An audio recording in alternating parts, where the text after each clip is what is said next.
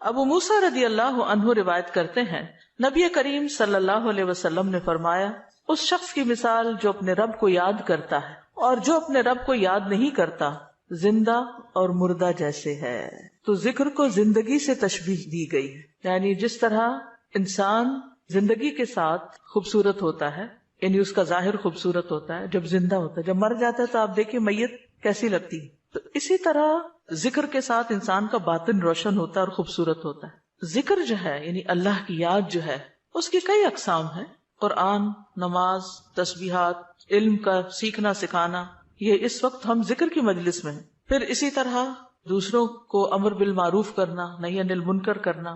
تو یہ جو ذکر ہے اس کی کسی بھی شکل میں یہ اللہ تعالیٰ کے نزدیک ہر چیز سے بہتر عمل ہے. نبی صلی اللہ علیہ وسلم نے فرمایا کیا میں تمہیں تمہارا بہترین عمل نہ بتاؤں جو تمہارے مالک کے نزدیک اچھا اور پاکیزہ ہے اور تمہارے درجات میں سب سے بلند ہے اور سونا چاندی کے خرچ کرنے سے بہتر ہے اور اللہ کی راہ میں جہاد کرتے ہوئے تمہارے کفار کی گردنیں مارنے اور ان کے تمہاری گردنیں مارنے سے بھی افضل ہے. صحابہ نے عرض کیا کیوں نہیں؟ آپ نے فرمایا اللہ تعالیٰ کا ذکر، چاہے آپ نماز میں کر رہے ہیں، نوافل میں کر رہے ہیں، تلاوت قرآن کے ذریعے کر رہے ہیں، تعلیم قرآن کے ذریعے کر رہے ہیں، تسبیحات کے ذریعے کر رہے ہیں، درود شریف پڑھ رہے ہیں، کسی بھی طرح کھڑے بیٹھے لیٹے چلتے پھرتے، فارمل وے میں انفارمل وے میں، اونچے یعنی جہرن اور سرن، جس شکل میں بھی آپ اللہ کو یاد کرتے ہیں تو اس کی اتنی زیادہ فضیلت ہے، بہت افضل عمل ہے. اور اس کے برعکس کیا ہوتا ہے؟ اللہ تعالیٰ سے غافل ہو جانا، بھول جانا، اور وہ عموماً کب ہوتا ہے؟ جب ہم دنیا میں خوب محو ہو جاتے ہیں. اسی طرح رسول اللہ صلی اللہ علیہ وسلم نے فرمایا بہترین عمل یہ ہے کہ جب تم دنیا سے رخصت ہو تو تمہاری زبان اللہ کے ذکر سے تر ہو.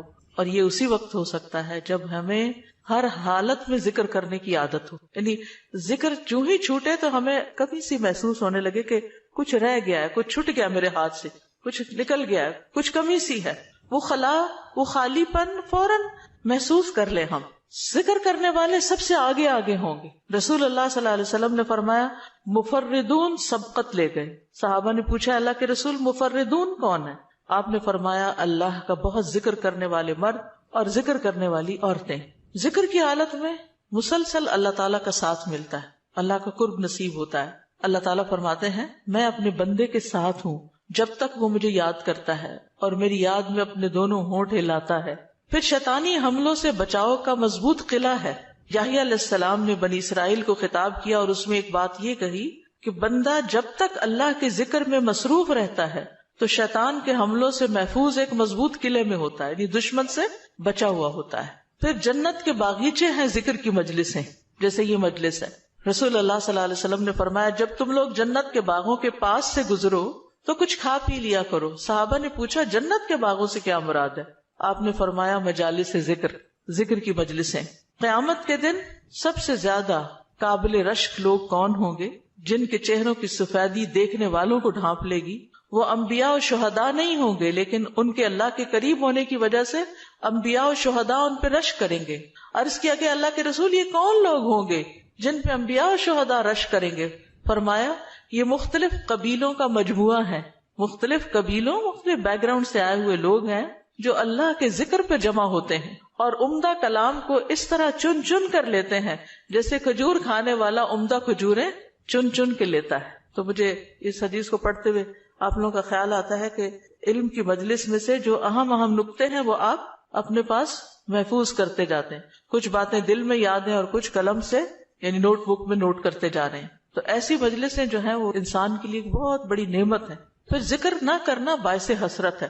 یاد رکھیے جب میں ذکر کا لفظ بولتی ہوں نا تو ذکر کی ساری اقسام ذہن میں لایا کریں، کیونکہ ہمارے ہاں ذکر صرف اللہ ہو کرنے کا نام بن گیا ہے. ذکر کی مجلس کیا ہے؟ جس میں سارے لوگ بیٹھ کے اندھیرا کر دیں اور پھر وہ اس انداز میں ذکر کریں کہ سارے ایک نعرے کی شکل میں اور مل کے کوئی آوازیں بلند کریں. صحابہ سے ایسے کوئی طریقے منقول نہیں ہیں.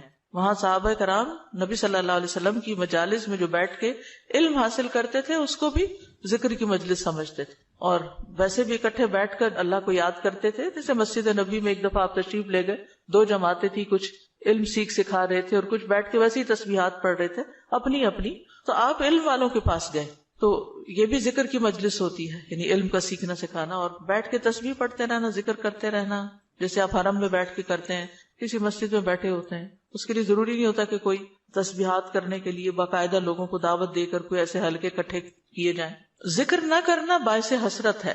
نبی صلی اللہ علیہ وسلم نے فرمایا جو لوگ کسی جگہ پر مجلس کریں لیکن اس میں اللہ کا ذکر نہ کریں اور نبی صلی اللہ علیہ وسلم پر درود نہ بھیجیں تو وہ ان کے لیے قیامت کے دن باعث حسرت ہوگی۔ اگرچہ وہ اجر و ثواب کی بنیاد پر جنت میں داخل ہو جائیں گے لیکن انہیں حسرت ہوگی کہ ہم نے یہ وقت کیوں گنوا دیا۔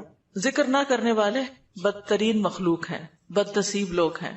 عمرو بن ابسہ سے روایت ہے، رسول اللہ صلی اللہ علیہ وسلم نے فرمایا جب بھی سورج چڑھتا ہے اللہ عز و جل کی ہر ایک مخلوق اللہ عز و جل کی تسبیح اور حمد و ثنا بیان کرتی، یعنی صبح ہوتے ہی ساری مخلوق ذکر میں لگ جاتی، لیکن شیطان اور اولاد آدم میں سے آتا قسم کے لوگ ذکر نہیں کرتے۔ تو میں نے بنی آدم میں آتا قسم کے لوگوں کے بارے میں سوال کیا، آپ نے فرمایا بدترین مخلوق، یا فرمایا اللہ کی مخلوق میں سے بدترین لوگ، یعنی آسمان و زمین، سورج چاند ستارے درخت شجر حجر ہر چیز ذکر میں مشغول ہے سوائے ان لوگوں کے جو سو کے وقت گزار رہے ہیں یا غفلت میں پڑے ہوئے ہیں۔ حدیث نمبر 42، دو محبوب کلمات۔ عن ابی ہریرہ رضی اللہ عنہ قال قال النبی صلی اللہ علیہ وسلم کلمتان حبیبتان الی الرحمن خفیفتان علی اللسان ثقیلتان فی المیزان سبحان اللہ وبحمدہ سبحان اللہ العظیم۔ کتاب التوحید۔ ابو ہریرہ رضی اللہ عنہ روایت کرتے ہیں نبی کریم صلی اللہ علیہ وسلم نے فرمایا دو کلمے رحمان کو بہت محبوب ہیں، زبان پر بہت ہلکے ہیں لیکن قیامت کے دن ترازو میں بہت بھاری ہوں گے۔ سبحان اللہ و بحمدہ سبحان اللہ العظیم۔ اللہ اپنی حمد کے ساتھ پاک ہے، اللہ پاک ہے جو بہت عظمت والا ہے۔ تو جیسے ہم جانتے ہیں کہ نفلی عبادت میں افضل عمل اللہ کا ذکر ہے، تو یہاں پر اس ذکر کی خاص شکل بتائی گئی کہ اللہ تعالیٰ کی حمد و ثنا اور پاکی بیان کرنا۔ سبحانہ کا مطلب کیا ہوتا ہے کہ وہ پاک ہے۔ تو جس کلام میں، جس ذکر میں اللہ تعالیٰ کی پاکی بیان کی جائے، تسبیح بیان کی جائے اور حمد و ثنا بیان کی جائے، وہ اللہ تعالیٰ کا چنا ہوا کلام ہے۔ رسول اللہ صلی اللہ علیہ وسلم سے سوال کیا گیا کون سا کلام افضل ہے؟ آپ نے فرمایا جو اللہ نے اپنے فرشتوں اور بندوں کے لیے چنا۔ کیا فرمایا؟ جو اللہ نے اپنے فرشتوں اور اپنے بندوں کے لیے چنا۔ سبحان اللہ و بحمدہ، ٹھیک ہے، سبحان اللہ و بحمدہ۔ یہ تمام مخلوق کی نماز ہے، تمام مخلوق کی نماز ہے۔ نوح علیہ السلام کی وفات کا وقت جب آیا تو انہوں نے اپنے بیٹے سے فرمایا کہ میں تمہیں ایک وصیت کر رہا ہوں، دو باتوں کو کرنے کا حکم دیتا ہوں، دو باتوں سے روکتا ہوں۔ اور دو کرنے کے جو کام بتائے اس میں سے ایک لا الہ الا اللہ کا اقرار، کہ اگر ساتوں آسمان اور ساتوں زمینوں کو ترازو کے ایک پلڑے میں رکھ دیا جائے اور لا الہ الا اللہ کو دوسرے پلڑے میں، تو لا الہ الا اللہ والا پلڑا جھک جائے گا، اور اگر ساتوں آسمان اور ساتوں زمینیں ایک بند کڑے کی شکل اختیار کر لیں تو لا الہ الا اللہ اس کو بھی توڑ دے گا۔ اتنی طاقت ہے اس کلام کے اندر۔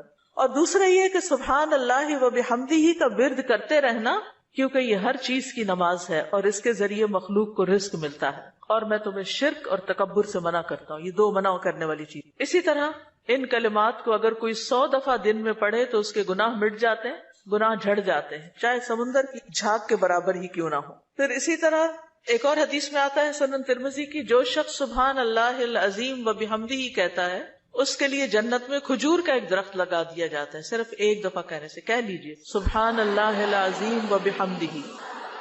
اللہ کے راستے میں سونا خرچ کرنے سے بہتر ہے۔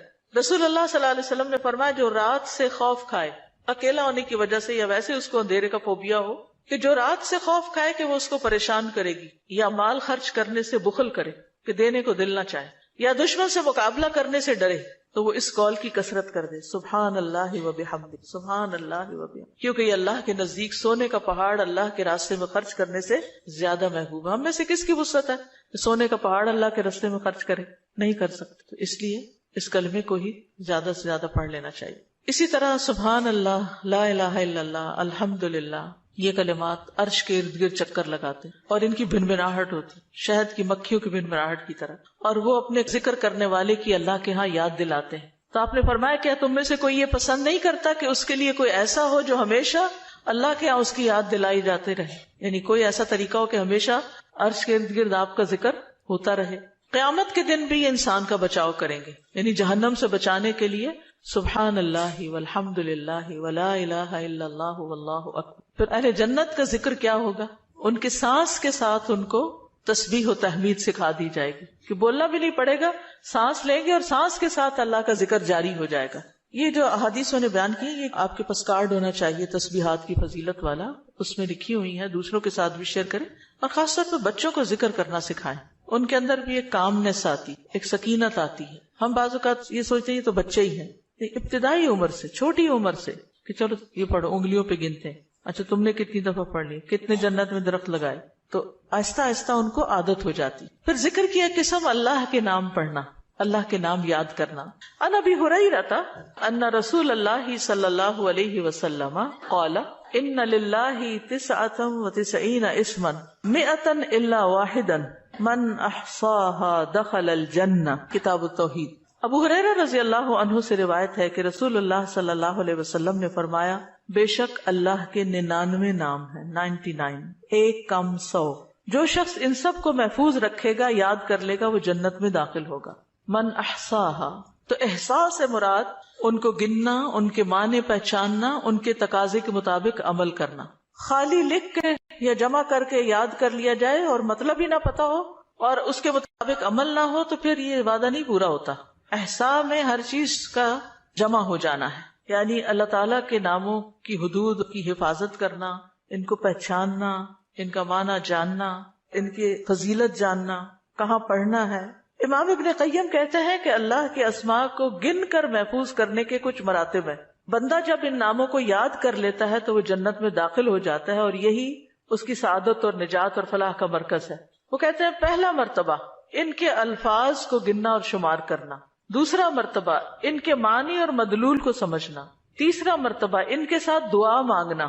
قرآن میں آتا نا وَلِلَّهِ الْأَسْمَاءُ الْحُسْنَى فَادْعُوهُ بِهَا، اور اللہ ہی کے لیے ہیں اچھے اچھے نام، بس تم اس کو ان کے ساتھ پکارو، اللہ کے نام لے کے. جیسے یا حی یا قیوم، یا اللہ، یا رب، یا رحمان، یا رحیم، یا کریم، یا ذی الجلال والاکرام، اور باقی بھی اسی طرح. پھر ہے دعا مانگنے کے 2 مرتبے ہیں. نمبر 1 دعا العبادہ، یعنی اللہ کی تعریف ان ناموں کے ساتھ کرنا. ہمارا رب رحیم ہے، کریم ہے، تو یہ تعریف عبادت کی دعا ہوتی ہے، دعا العبادہ کہتے ہیں اس کو.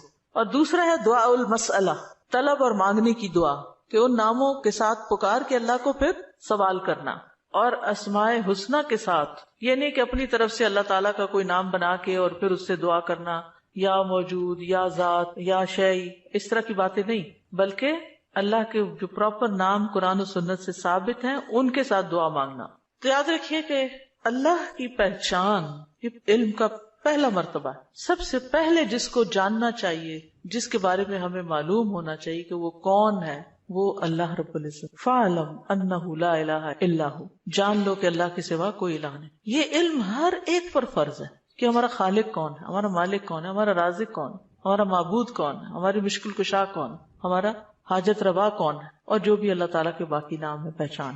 یہ علم تمام علوم سے افضل ہے، کیونکہ جب ایک انسان، کوئی بچہ، بوڑھا، جوان اللہ تعالیٰ کو جان لیتا ہے نا، تب ہی اس کی زندگی درست ہوتی، تب ہی اس کو واقعی ہدایت ملتی، تبھی وہ اللہ کے لیے سب کچھ کرتا ہے، تبھی اس کے اندر تقویٰ پیدا ہوتا ہے، تبھی وہ حلال حرام کی تمیز کرتا ہے. کیونکہ یہ سب کچھ کرنا اس کے لیے اللہ نے اپنی عبادت کے لیے پیدا کیا، اور اگر ہم اللہ ہی کو نہیں پہچانتے تو عبادت کس کی کر رہے ہیں؟ تو پہلا کام اللہ کی پہچان ہے، اللہ کی معرفت، خود بھی اور اپنی آل اولاد کو بھی اور اپنے آس پاس کے لوگوں. اور اللہ کی پہچان کے لیے اللہ کے ناموں کا علم حاصل کرنا ضروری. پھر اس سے ایمان میں بھی اضافہ ہوتا ہے. جتنا جتنا آپ اللہ کو زیادہ جانتے چلے جاتے ہیں اتنا اتنا آپ کا ایمان بڑھتا ہے. اسی لیے اس کو اشرف العلوم کہا گیا ہے کہ تمام علوم کا سردار ہے یہ. پھر اسی طرح اللہ تعالیٰ کے ناموں کو پڑھنے، یاد کرنے، جاننے، سمجھنے کے بارے میں کچھ اصول و قواعد ہیں. اس میں پہلی بات یہ کہ اللہ کے تمام نام توقیفی ہیں، اس میں عقل کی کوئی گنجائش نہیں، یعنی بذریعہ وحی معلوم ہوئے. ہم اپنی پسند سے اللہ کا کوئی نام نہیں رکھ سکتے. یعنی آپ یہ نہیں کہہ سکتے کہ مجھے اللہ سے بڑی محبت ہے تو میرا دل چاہتا ہے میں اللہ تعالیٰ کا یہ نام رکھ دوں, خود سے ہی کیوں رکھ دوں, یہ نہیں کر سکتے آپ. ٹھیک ہے, کسی انسان کو, کسی بشر کو, کسی جن کو, کسی فرشتے کو یہ اختیار نہیں کہ وہ اپنی مرضی پسند سے اللہ کا کوئی نام رکھ دے اور اس سے اس کو پکارنا شروع کر دے, اور اس کی لاجک صرف یہ دے کہ یہ تو محبت کی بات ہے اور میں محبت سے یوں پکارتی ہوں اللہ کو. نہیں, اس کی اجازت نہیں, کیونکہ جتنا اللہ تعالیٰ خود اپنے آپ کو جانتا ہے ہم نہیں جانتے, اور جتنا اس نے چاہا ہمیں اپنے بارے میں علم دیا